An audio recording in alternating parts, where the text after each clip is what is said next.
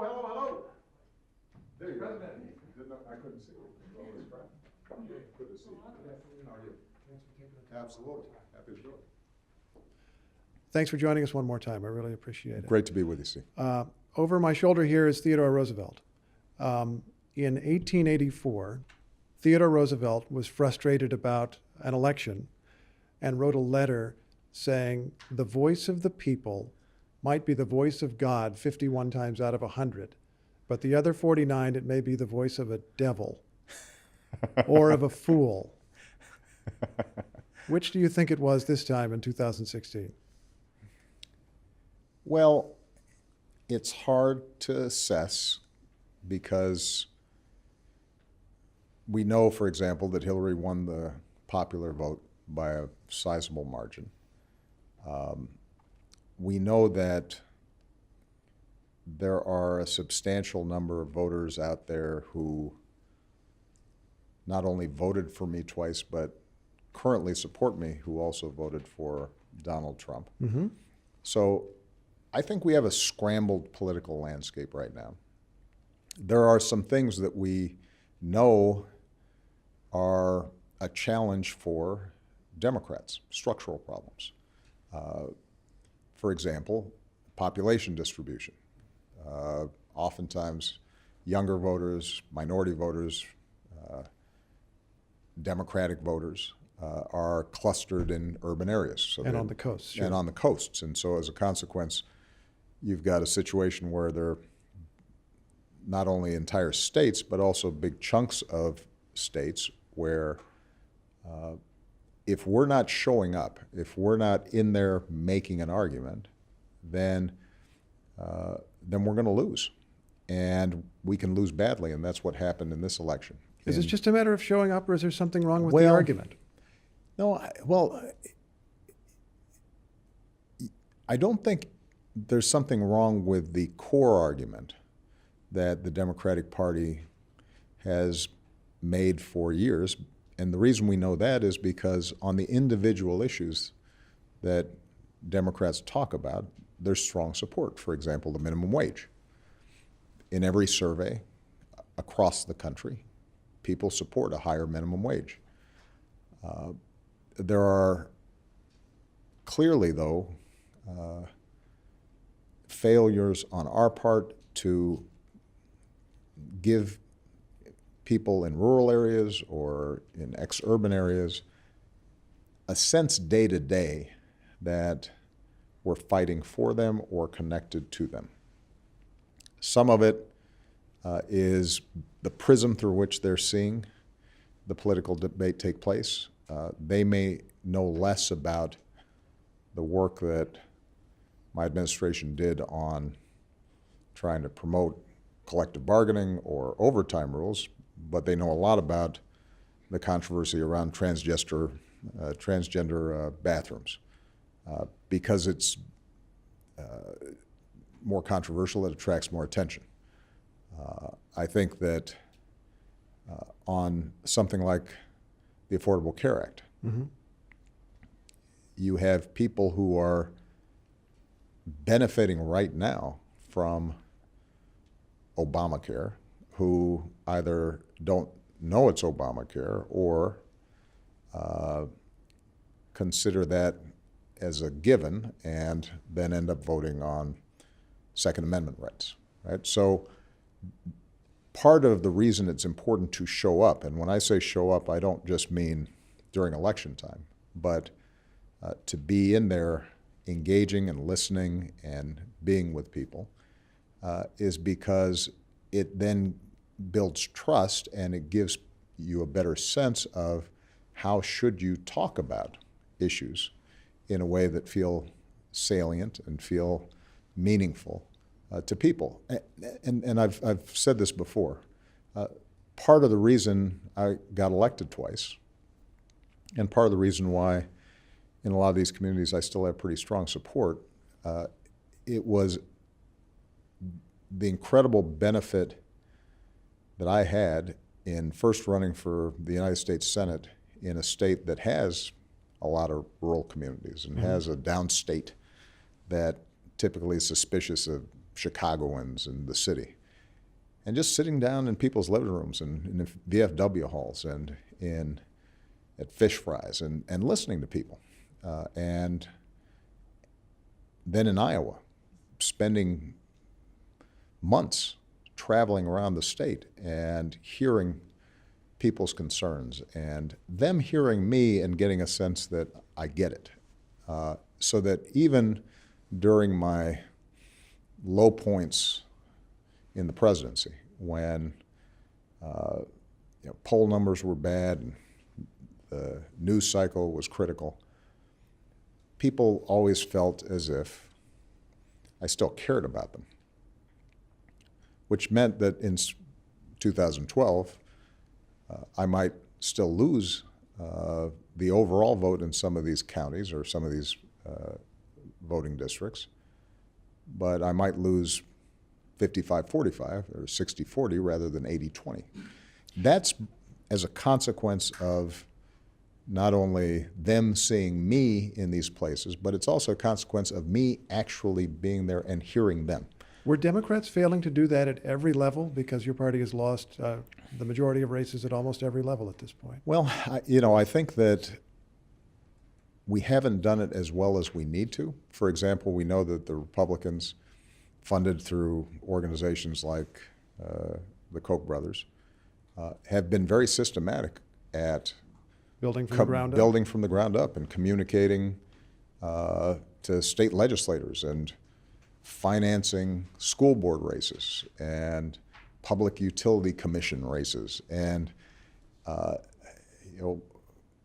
am a proud Democrat, but I do think that we have a bias towards national issues and international issues, and as a consequence, I think we've ceded too much territory, and I take some responsibility for that.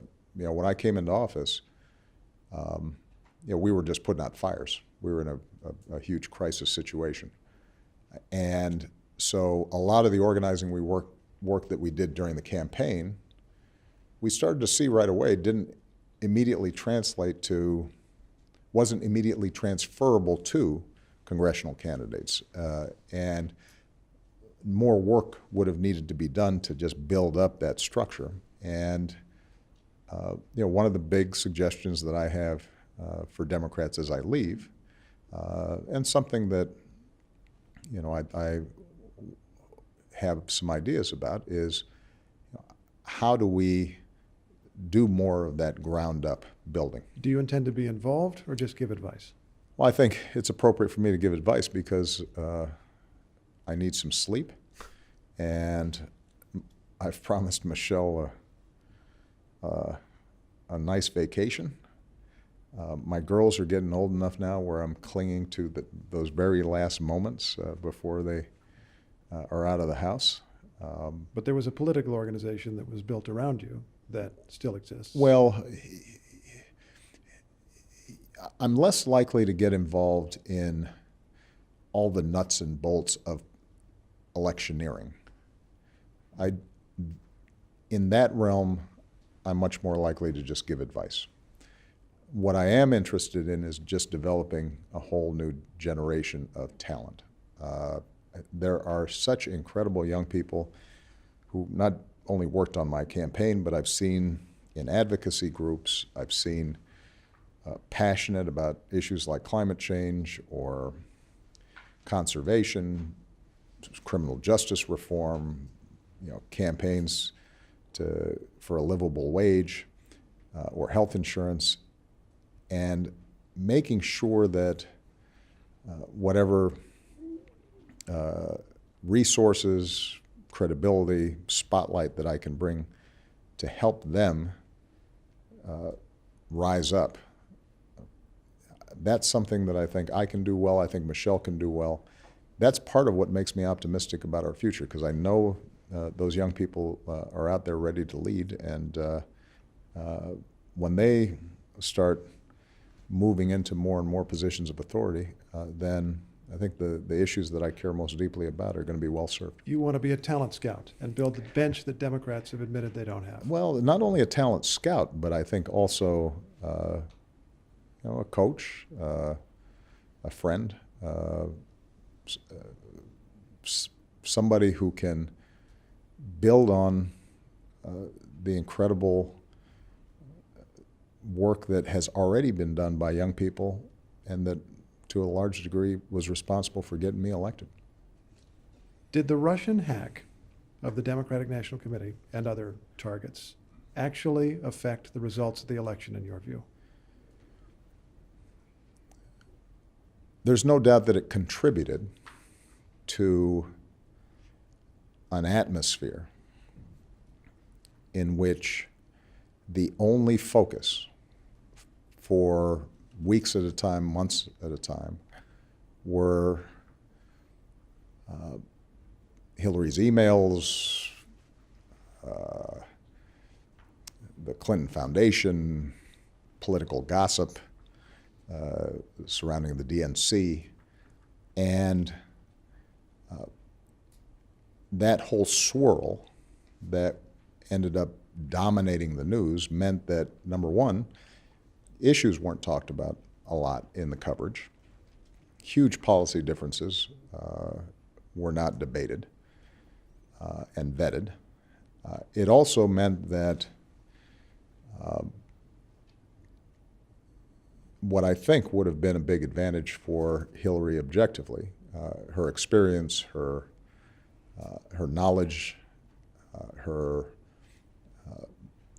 outstanding reputation around the world as Secretary of State, all that stuff got lost. And I think in that scrum, in that swirl, Donald Trump and his celebrity and his ability to garner attention and obviously tap into a lot of the anxieties and fears that some voters have, I think definitely made a difference. Now, how you would Could you say the election could have turned out differently? That's what I want to know. Well, elections can always turn out differently. You never know which factors are going to make a difference. But I have no doubt that it had some impact just based on the coverage. And by the way, I'm talking about mainstream news coverage. I'm not talking about a whole separate set of issues around fake news. I'm talking about what was in the New York Times and the Washington Post and on the nightly news and even on NPR. It meant that the field where I think Hillary shone, the field of substance, and talking about how we're actually going to increase people's wages and how we're going to provide health care coverage to people and how we're going to deal with major issues like climate change. That wasn't the field in which the campaign was ultimately decided. Was that the media's fault for focusing on the wrong things, or the candidate's fault for not finding ways to get our message through? Steve, I'd say that Monday morning quarterbacking is always easy to do, and what I've said already publicly, and I'll repeat, there is something about our current political ecosystem, and we're all a part of it. The parties, the candidates, the media, the voters, that leads us to avoid going deep into the issues that are really going to affect people's day-to-day lives, that put a premium on what here in the White House we call the shiny object, the faux scandals, the trumped-up controversies, the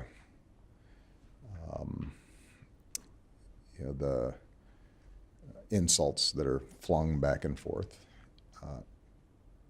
so that it ends up being covered like a reality show or, at best, a sporting event. And we lose track of the fact that this has an impact on some family that's trying to send their kids to college, or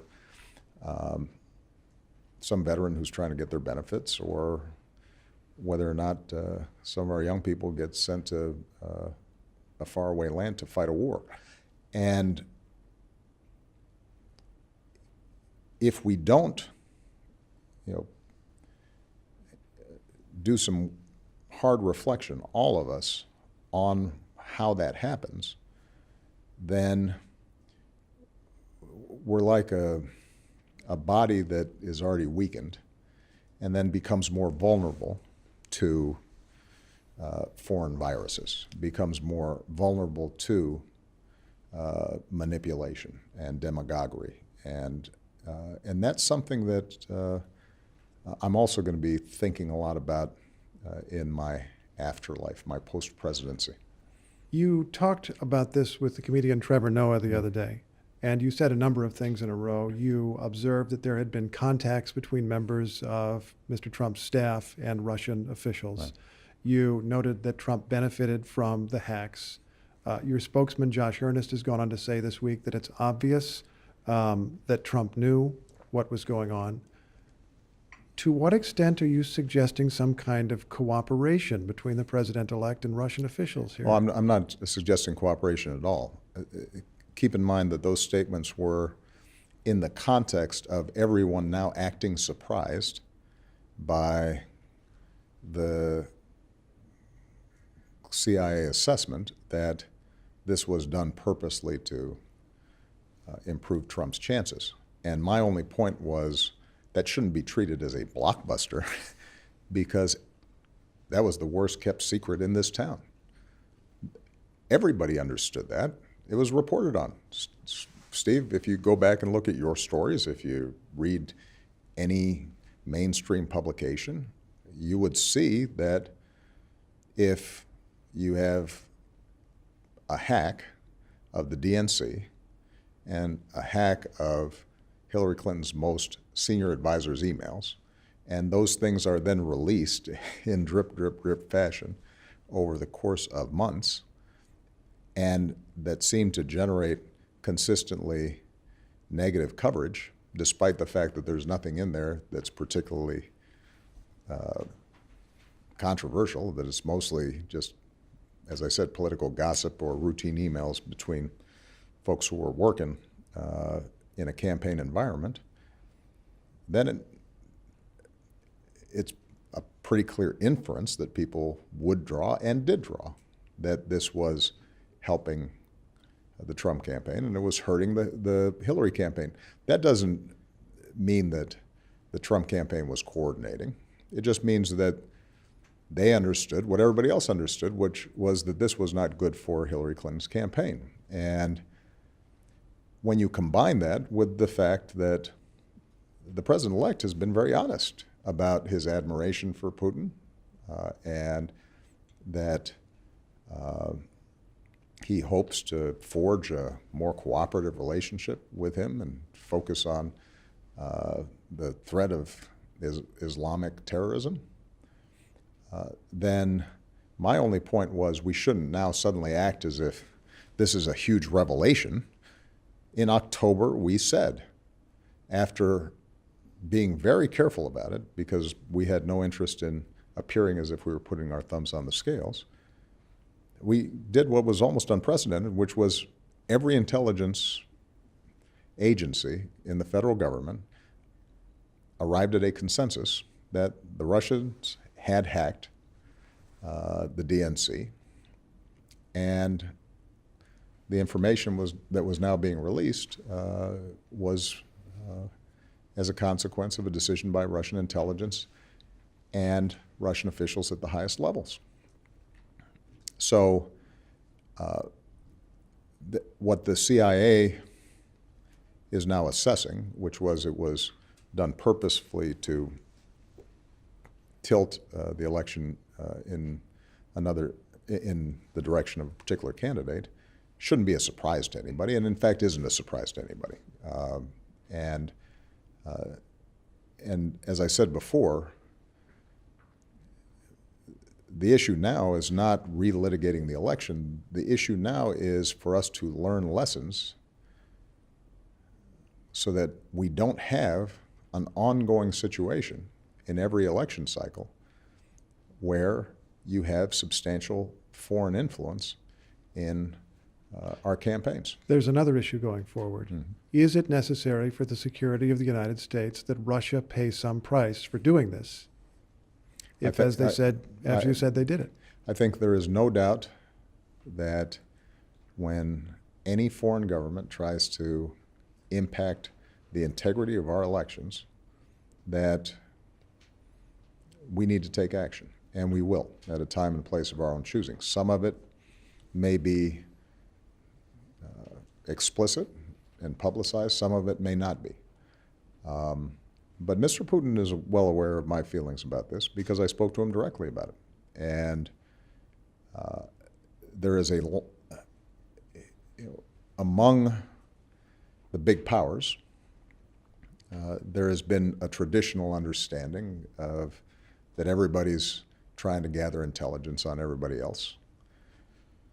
It's no secret that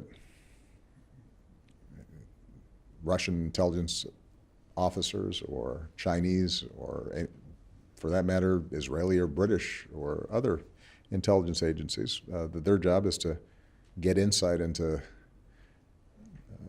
the workings of other countries that they're not reading in the newspapers every day. There's a difference between that and the kind of malicious cyber attacks that steal trade secrets or engage in industrial espionage, something that we've seen the Chinese do. And there's a difference between that and activating intelligence in a way that's designed to influence elections. So we have been working hard to make sure that what we do is proportional, that what we do is meaningful. One of the things that we're going to have to do over the next decade is to ultimately arrive at some rules of what is a new game, and that is the way in which traditional propaganda and traditional covert influence efforts are being turbocharged by the internet and by the cyber world. And so the whole issue of cybersecurity and how we play defense, how we think about offense, and how we avoid an escalation of a major cyber war or a cyber arms race is something that some of our smartest folks in government and in the private sector are spending a lot of time thinking about, because there is an asymmetry here. We are more digitalized. Our economy is more advanced. It's much wealthier. And it means that we have certain vulnerabilities that some of our adversaries don't have. This is actually a good example of where, in addition to whatever actions that we take bilaterally against Russia, we've got to spend some time working at an international level to start instituting some norms, the same way we did with things like nuclear weapons, because ultimately we can have a situation where everybody's worse off. That's what we did with China when we were seeing repeated hacking primarily for industrial espionage purposes, commercial purposes. They were stealing, technology and ideas. And I had a very blunt conversation with President Xi saying, if you don't stop it, here's what we are going to do. But what we also did was we mobilized the G20 and the G7 and the United Nations to start adopting basic rules saying this is not something you do. And that can make a difference over time. If whatever response you take is not completed by January 20th, do you have any reason to have confidence that President Trump will continue it? My view is that this is not a partisan issue. And part of what we should be doing is to try to take it out of election season and move it into governing season. The irony of all this, of course, is that for most of my presidency, there's been a pretty sizable wing of the Republican Party that has consistently criticized me for not being tough enough on Russia. Some of those folks during the campaign, endorsed Donald Trump, despite the fact that a central tenet of his foreign policy was we shouldn't be so tough on Russia. And that kind of inconsistency, I think, makes it appear, at least, that their particular position on Russia on any given day depends on what's politically expedient. There was a poll that came out a couple of days ago that said that 37% of Republicans have a favorable view of Vladimir Putin. Now think about that. Over a third of Republican voters think Putin's a good guy.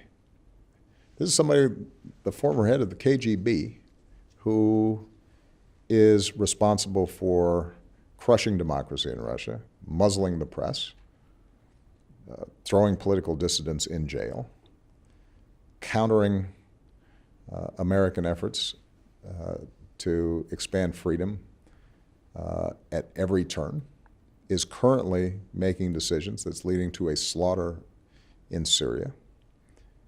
And a big chunk of the Republican Party, which prided itself during the Reagan era and for decades that followed as being the bulwark against Russian influence, now suddenly is embracing him.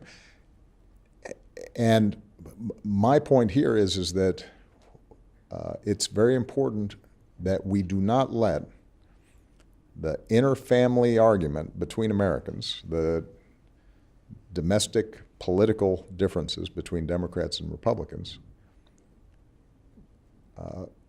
obscure the need for us to stand together, figure out what it is that the Russians are interested in doing in terms of influencing our democratic process, and inoculating ourselves from it. And that requires us having a clear-eyed view about it. It requires us not to relitigate the election. It requires us not to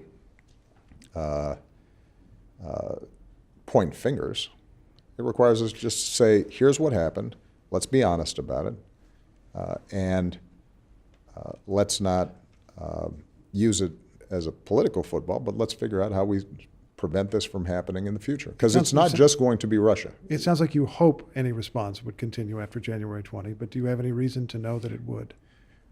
Well, I can't look into my crystal ball, and that's probably a question better directed at the president-elect. I can say that I've had a conversation with the president-elect about our foreign policy generally and the importance of us making sure that in how we approach intelligence gathering and how we think about fighting terrorism and keeping the country secure, and how we think about our relationship to multilateral organizations, that we recognize America's exceptionalism, our indispensability in the world, in part draws from our values and our ideals, and the fact that even our adversaries generally respect our adherence to rule of law, our transparency, our openness. And if we start losing that, if other countries start seeing that, well, America doesn't care about these issues, or it's just a might makes right environment, and we're not speaking out on behalf of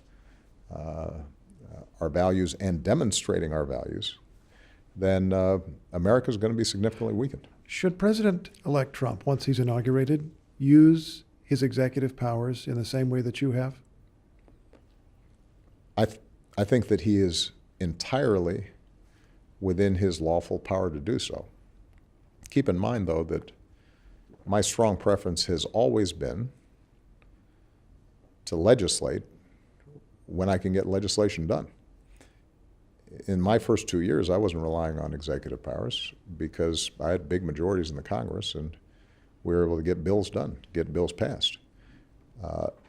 And even after we lost the majorities in Congress, I bent over backwards consistently to try to find compromise and a legislative solution to some of the big problems that we've got. A classic example being immigration reform, where I held off for years in taking some of the executive actions that I ultimately took in pursuit of a bipartisan solution. One that, by the way, did pass through the Senate on a bipartisan basis with our help.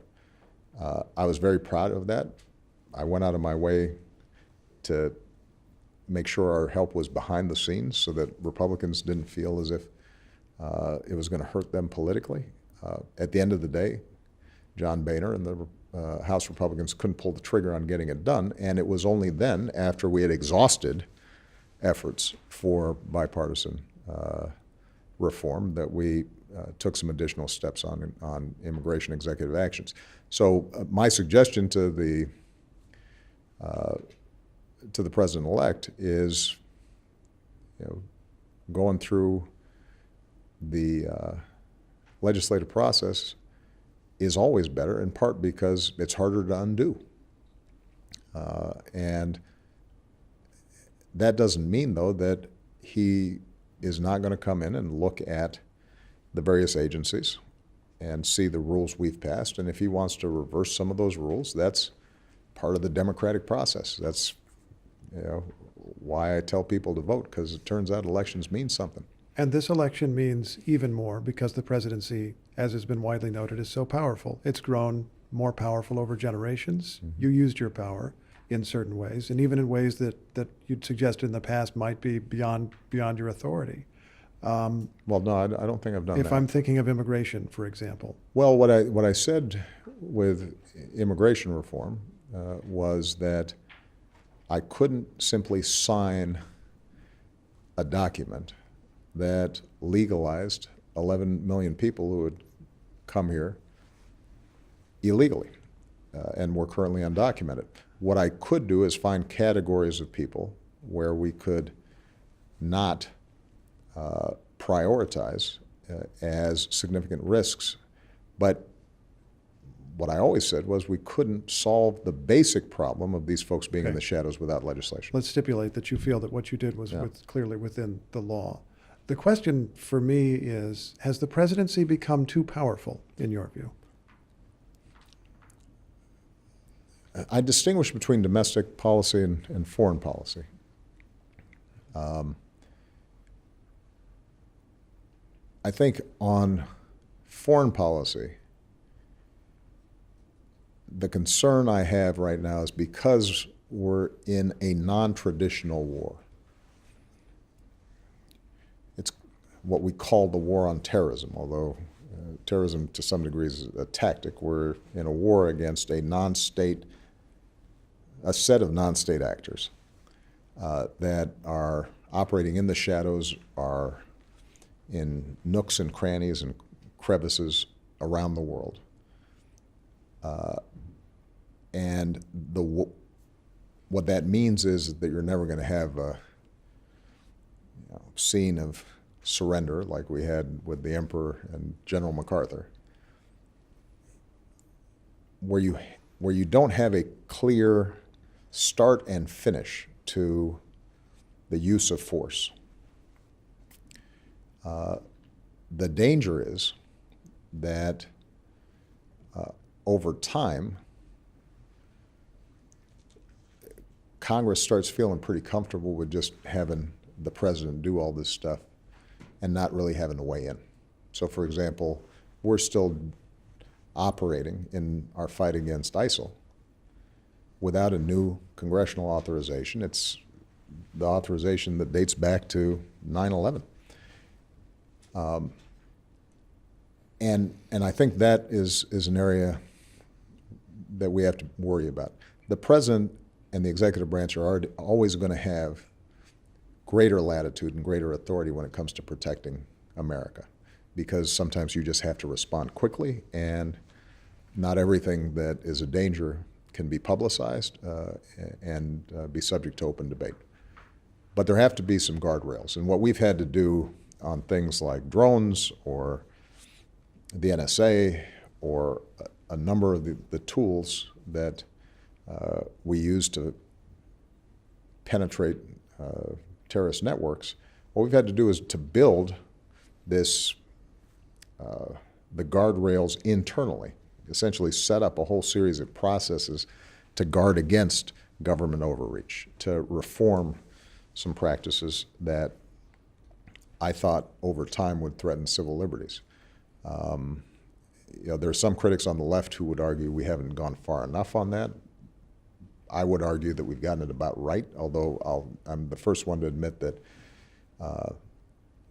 we didn't get it all right on day one. There were times where, for example, with respect to drones, that I had to kind of stop the system for a second and say, you know what, we're getting too comfortable with our ability to take kinetic strikes around the world without having enough process to avoid consistently the kinds of civilian casualties that can end up actually hurting us in the war against radicalization. On the domestic side, the truth is that there hasn't been a radical change between what I did and what George Bush did and what Bill Clinton did and what the first George Bush did. It's the issue of big agencies like the Environmental Protection Agency or the Department of Labor having to take laws that have been passed, like the Clean Air Act, which is hugely complicated and very technical, and fill in the gaps and figure out, all right, what does this mean and how do we apply this to new circumstances? That's not new. Having federal bureaucracies and federal regulations, that's not new. I think that what's happened that I do worry about is that Congress has become so dysfunctional that more and more of a burden is placed on the agencies to fill in the gaps, and the gaps get bigger and bigger because they're not constantly refreshed and tweaked. Let's go back to something like the Affordable Care Act. I could not be prouder of the fact that the uninsured rate has never been lower, that 20 million people have health insurance that we didn't have before.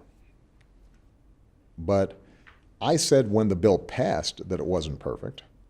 Over the course of 6 years of implementing a very complicated piece of legislation that affects 1/6 of the economy, that there were going to be things we learned that would allow us to improve it.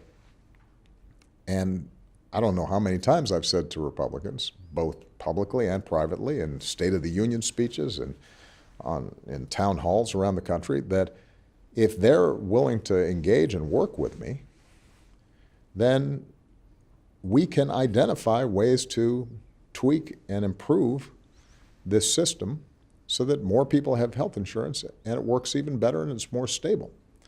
And build on the things that seem to have worked. For example, the fact that we've actually slowed the growth of healthcare costs since the bill passed. And in each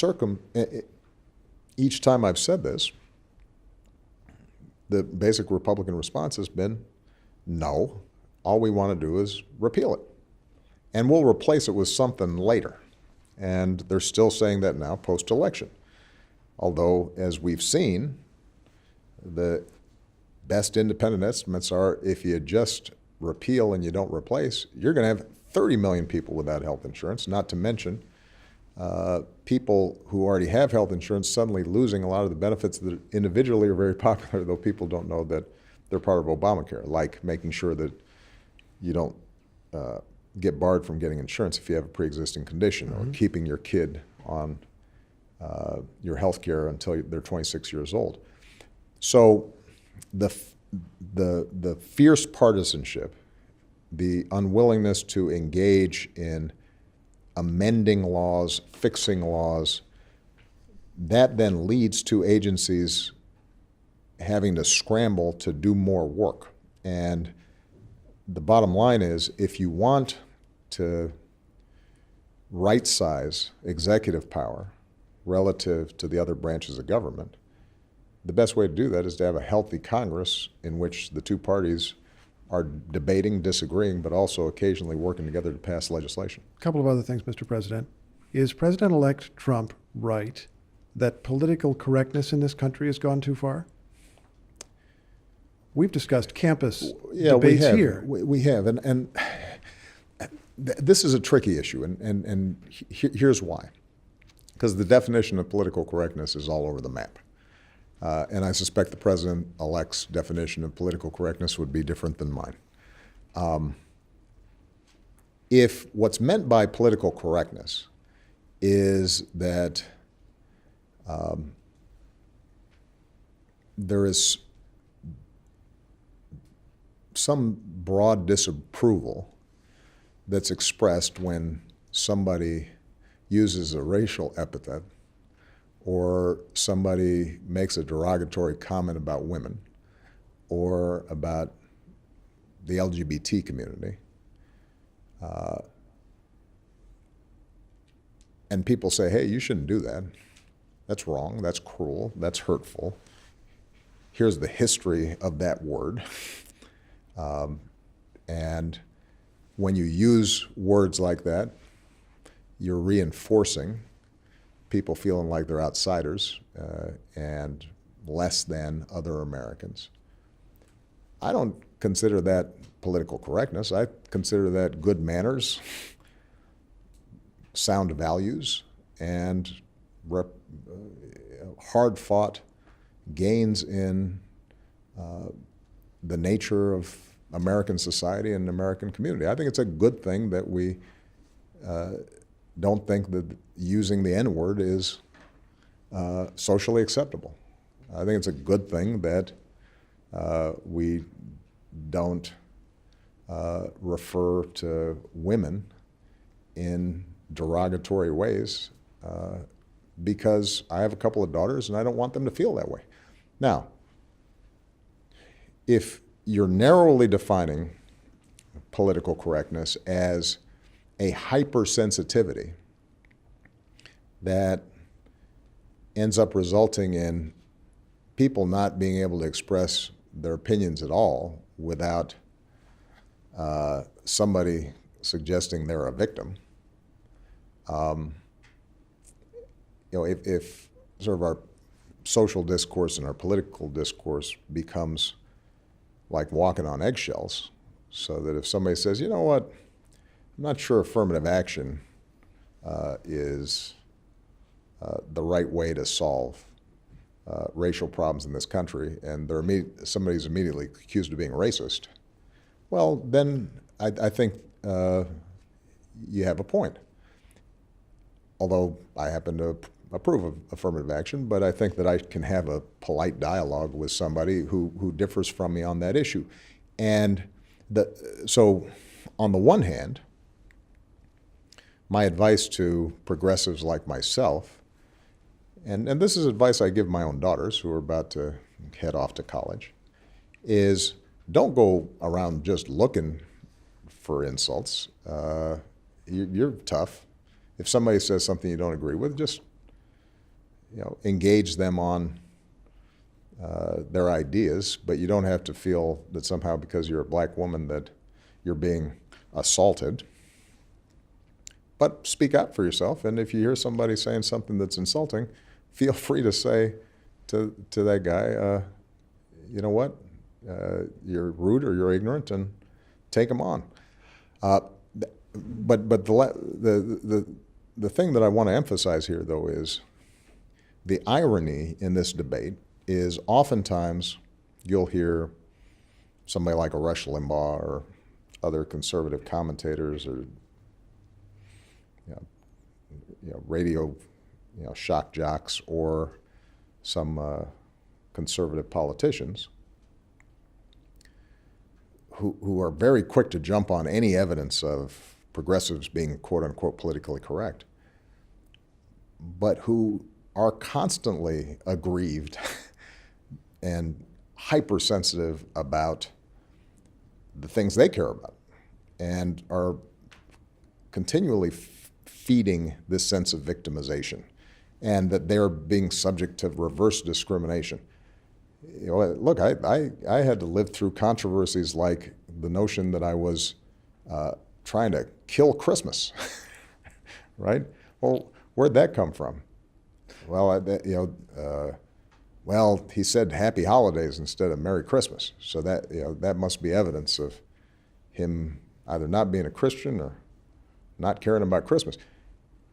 It sounds funny now, but you'll have entire debates in conservative circles around that. So it cuts both ways. And my advice to young people and my advice to all of us as citizens is to be able to distinguish between being courteous and being thoughtful and thinking about how words affect other people and not demonizing others versus having legitimate political debates and disagreements. This raises one other question, though, Mr. President. We've talked with a lot of voters, and it's clear that for many people this has been an agonizing year, an agonizing political year, even for people whose side won. Yeah. Is it possible, though, that that agony has been good for the country because we are confronting issues of race and identity and the way the economy is structured, issues that have been with us for a long time? I think that's a really interesting point. I've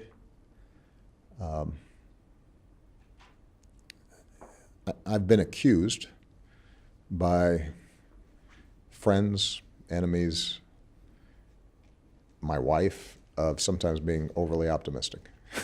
but what can I tell you? This is my temperament generally, and we are going through some growing pains right now because the world is changing really fast, and it has throughout my presidency.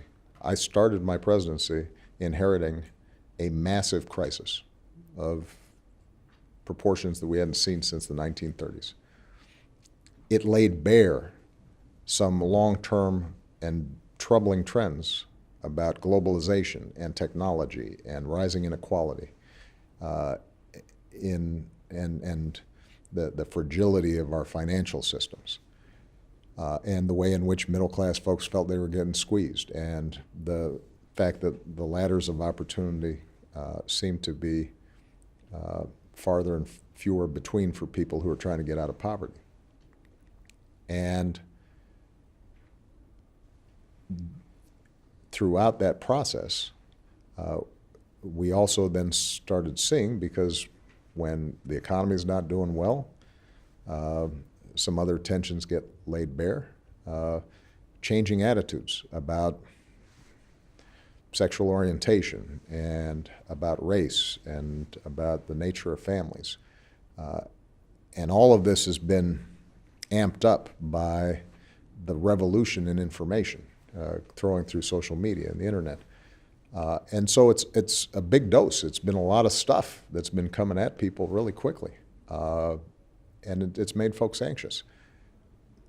But I do think that part of the reason for these tensions is because we've been starting to wrestle with some things that ultimately are solvable if we make some good decisions. The economy right now is stable, and so we have some time to say to ourselves, even though it's stable right now, the trend lines are such where more and more jobs are going to be digitalized. More and more jobs are going to be robotized.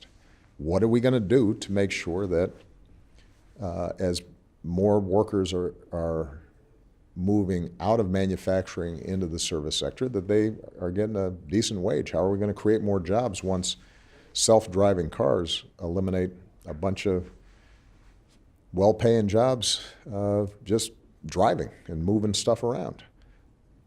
How do we rebuild our infrastructure and rebuild our education system? We can solve these things, but it's going to be challenging, and we've got to have an honest debate about it with respect to how we deal with each other.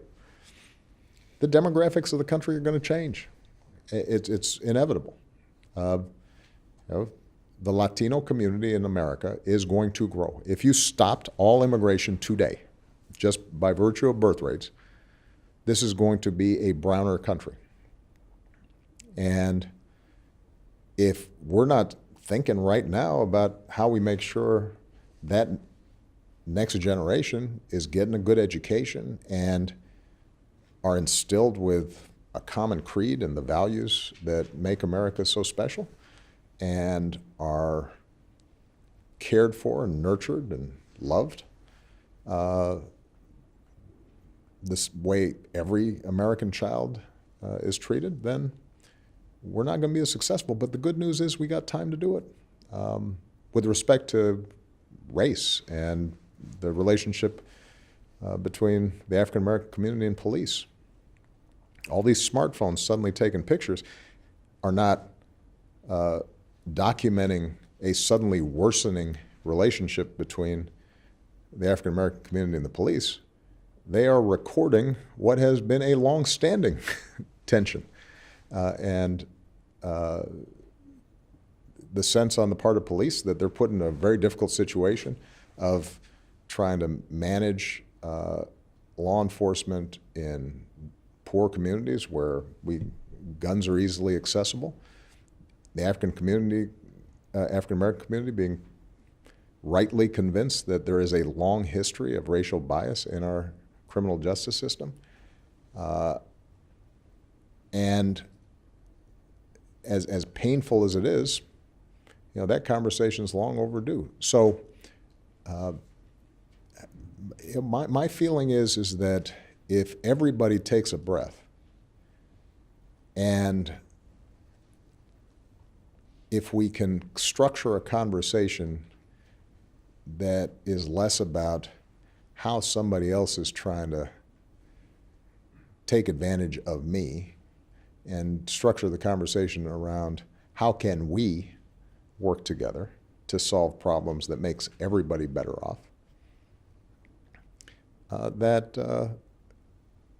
America can emerge stronger. But that requires leadership. It requires citizenship. It requires all of us doing self-reflection at the same time as we're fighting on behalf of the things that we care deeply about.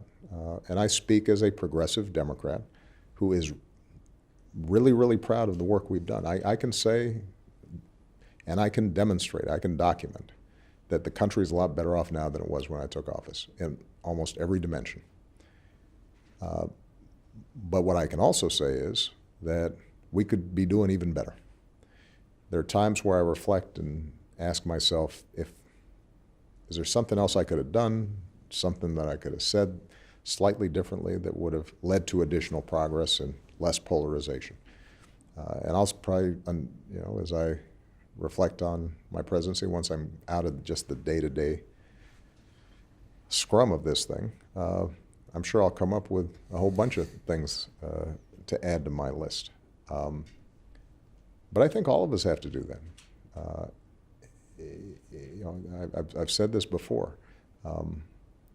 This is advanced democracy, what the founders set up, and if we either celebrate or despair just around presidential elections without spending enough time focusing on how in our day-to-day lives, in our local civic lives, in our media, in our culture, if we're not spending enough time reflecting on what am I doing to be part of the solution as opposed to being part of the problem, then we'll get better presidents and worse presidents, but we're not going to get to where we need to go. If you'll forgive a final question, I know you get letters and that your staff gives you a few letters to read each day. Yeah. What have the letters been like since the election? Well, there's, for not just Democrats, but also for a number of young people, I think that there's been concern, fear in some cases. The letters that worry me most are letters from either teachers or students themselves, where they say, I'm in a majority Latino school, and I'm teaching third graders, and a child will go up to a teacher and say, "Why don't people like me?" Or, a Muslim college student who starts thinking that there's no place for her in this country that she loves. Those are the most worrisome, and those are ones where I respond and say,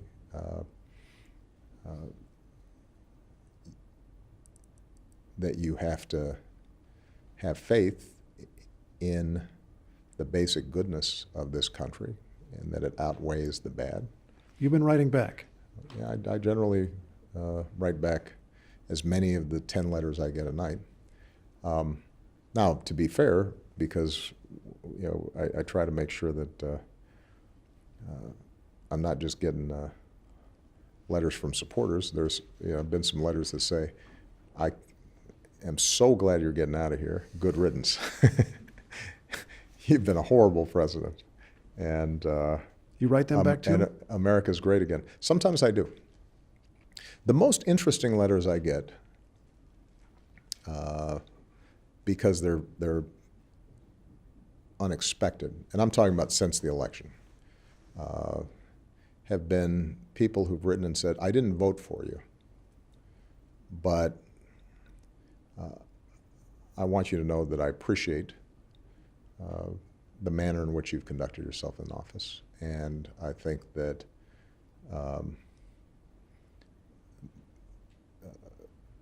you've been a good dad."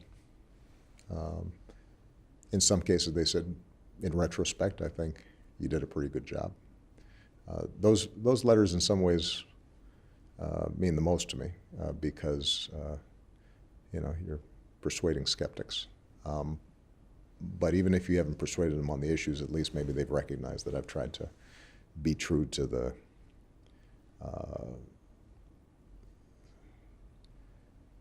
meaning of this office, that I've held it in reverence. But it's worth mentioning that pre-election, a lot of the letters I get that are most meaningful are really simple. Might be a senior citizen who is complaining about not having gotten a cost of living adjustment on Social Security, and will just list out their budget for the month, and giving you sort of a vivid picture of how hard it is to get by. It might be a kid after a shooting like Newtown saying, "I'm scared."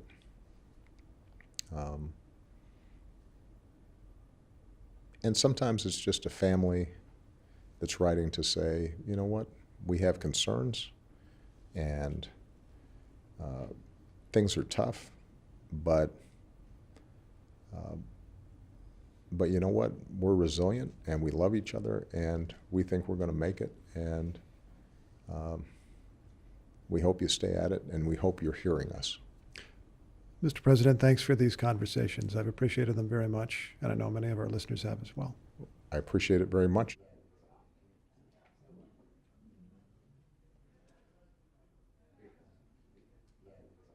You had something you wanted to add? When we're discussing the issue of the Russia hack, I think it is worth noting that when it comes to the motivations of the Russians, that there are still a whole range of assessments taking place among the agencies.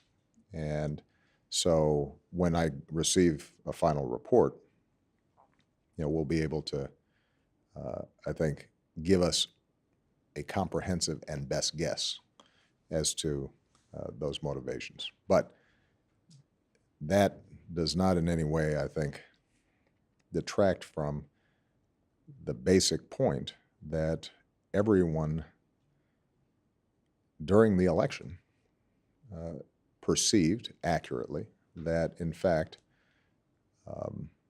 what the Russian hack had done was create more problems for the Clinton campaign than it had for the Trump campaign.